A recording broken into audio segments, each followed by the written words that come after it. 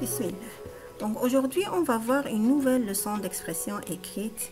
Comme on a déjà vu le type de texte informatif, narratif ou bien descriptif, aujourd'hui, on va voir un nouveau type de texte qui est le texte prescriptif ou bien le texte injonctif. L'objectif de cette leçon, c'est reconnaître un texte injonctif, bien sûr savoir ses caractéristiques, et savoir écrire un texte injonctif et reconnaître les règles qui le régissent.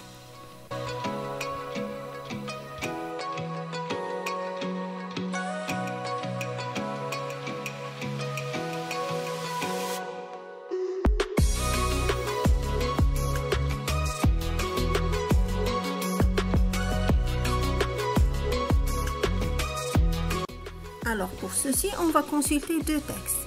Découvrons-les. Le premier texte, c'est une recette de cuisine. On va prendre comme exemple une compote de pommes. Donc on a la préparation, la cuisson et les ingrédients. La préparation, c'est 20 minutes. La cuisson, c'est 15 minutes. Et les ingrédients, on a 1 kg de pommes, une demi-tasse, bien 125 ml d'eau, 2 cuillères à soupe, bien 30 g de sucre granulé, une cuillère à café, bien 5 ml d'extrait de vanille, ce qui est facultatif, c'est-à-dire on peut l'ajouter comme non, c'est seulement pour aromer. Ensuite, on passe aux étapes. Donc, comme vous le voyez avec moi, il y a 6 étapes. Et regardez bien avec moi comment j'ai écrit les verbes ici. Donc, le 1, sur feu moyen vif, porter à ébullition l'eau dans un chaudron pouvant contenir tous les ingrédients. Peler, laver et couper en quartiers les pommes. Plonger les pommes dans l'eau et cuire pendant 12 minutes couvert. Ne pas remuer. Quatrièmement, après les 12 minutes, ajouter le sucre et la vanille. Cinquièmement, remuer pour faire dissoudre le sucre, puis retirer immédiatement du feu. Sixièmement, verser dans des pots stérilisés.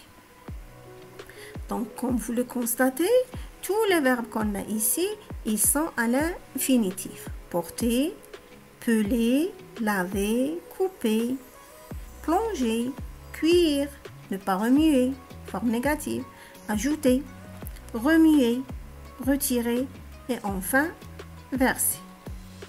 Donc, vous voyez, les verbes sont à l'infinitif. Examinons maintenant le deuxième exemple du texte prescriptif qu'on a pris. C'est la règle d'un jeu et on a pris un jeu de cartes. C'est la bataille. Le matériel, c'est un paquet de 32 ou 52 cartes. Le nombre de joueurs, il peut y avoir 2 ou bien plusieurs. Le but du jeu, c'est le fait de gagner le plus de cartes. Maintenant, comment se passe le jeu? C'est le déroulement du jeu. Alors, remarquez avec moi qu'il y a plusieurs points. Distribuez le paquet de cartes entre les joueurs. Chaque joueur pose le paquet de cartes devant lui, face cachée. Puis, tirez la carte du dessus de votre paquet et retournez-la sur la table. La carte la plus forte remporte toutes les cartes posées. Si les cartes sont identiques, il y a bataille. Posez alors les cartes l'une en face de l'autre, recouvrez-les d'une carte cachée et posez une troisième carte face visible.